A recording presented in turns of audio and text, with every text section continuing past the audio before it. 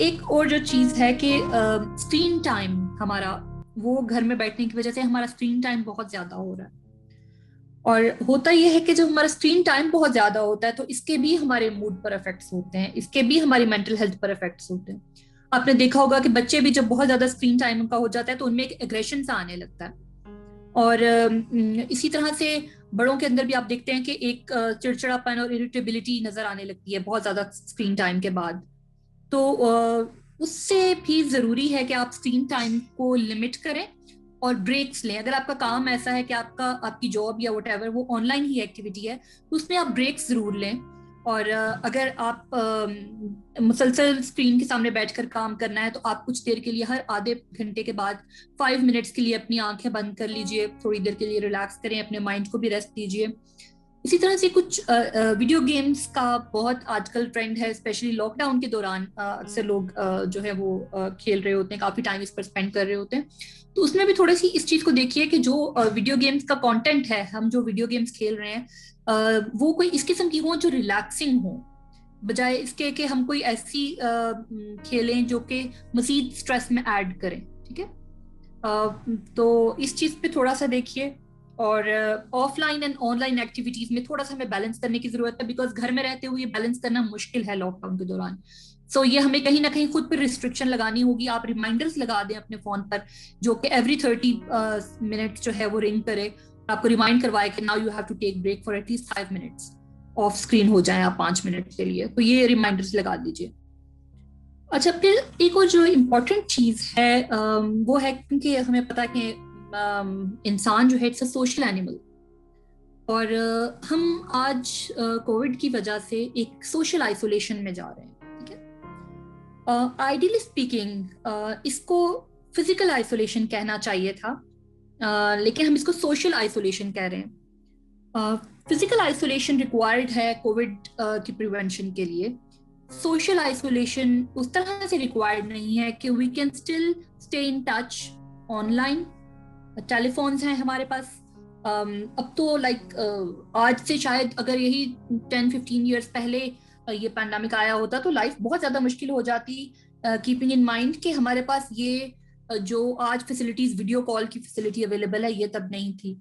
जैसे सुनील हैं, इस वक्त वो यूएस में हैं और उनकी फैमिली बैक इन इंडिया है। और आज बहुत आसान है अपनी फैमिली के साथ इन कांटेक्ट रहना, कि you can just call them any time. आप उनके साथ वीडियो कॉल कर सकते हैं, ये सब चीज़ें हैं। और stay in contact as much as possible. और उसके अंदर आप ये कोशिश कीजिए कि आप लोग अपनी जो डिस्कशन है, जो कॉन्वर्सेशन है, उनका तमाम तर फोकस कोविड पर ना रखें, बल्कि जो आपके कोई ऐसे टाइम्स जो आपने इकट्ठे इंजॉय किए हुए हैं, उन मेमोरीज को फिर से रिवाइव कीजिए, उनके बारे में बातचीत कीजिए। अपनी कोई ऐसी जो तस्वीरें आप लोगों की अच्छे टाइम्स की हैं उनको शेयर कीजिए आपस में। अपने को पुराने जो ऐसे वीडियो क्लिप्स हैं उस किस्म की चीजें शेयर कीजिए और उनको डिस्कस कीजिए उन टाइम्स को।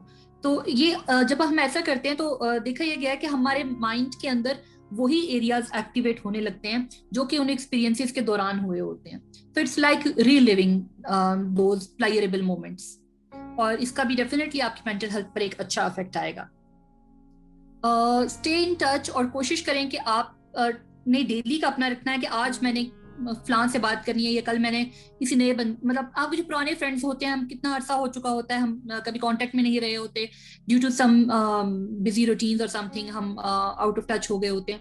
तो डू कॉल देम। और ये आप जब देखेंगे कि इससे खुद भी आप कितना बेहतर महसूस करेंगे और दूसरे को भी कितना अच्छा फील होगा कि उसको याद किया गया। और जितना ज्यादा पॉसिबल हो घर वालों के साथ इन टच रहिए इस अरसे में। और जो हम घर वालों के साथ जब बातचीत करें तो उसमें कोशिश ये कीजिए कि हम ये स्टैटिस्टिक्स ना डिस्कस करें कोविड के, कि इतनी डेथ्स हो गई हैं, ऑक्सीजन शॉर्ट हो गई है, ये मेडिसिन शॉर्ट हो गई है, वो हॉस्पिटल उसमें बेड्स फुल हो गए हैं। इसके बजाय फोकस, अगर आप कोविड के बारे में बात करना चाह रहे हैं तो बात ये कीजिए कि मैं इस वजह से, मैं कोरोना की वजह से परेशानी महसूस कर रहा हूँ, मैं इसकी वजह से स्ट्रेस्ड हूँ। अपने जो इमोशंस हैं उनको एक्सप्रेस करें, बजाय इसके कि हम उन्हें उसी न्यूज को फर्दर शेयर करें। Because sharing that news is not going to help you in releasing your emotions. और वो सुनने वाले के लिए भी हेल्पफुल नहीं होगा। उसके बजाय अगर आप उससे रिलेटेड अपने इमोशंस को एक्सप्रेस करेंगे तो आपका कैथारसिस भी होगा और दूसरे को भी मौका मिलेगा कि वो भी अपने इमोशंस को वहां पर एक्सप्रेस कर सके।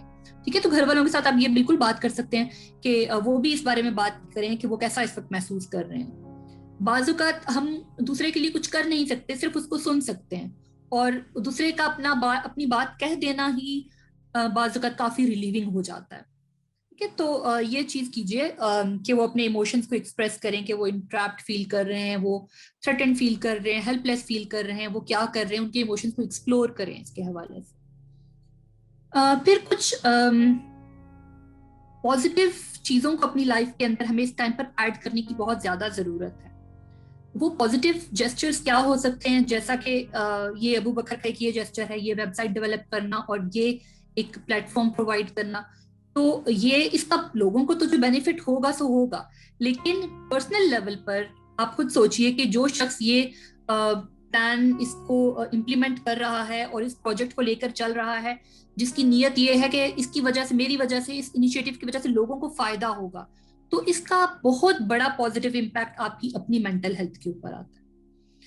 It makes you feel a lot better, a lot better.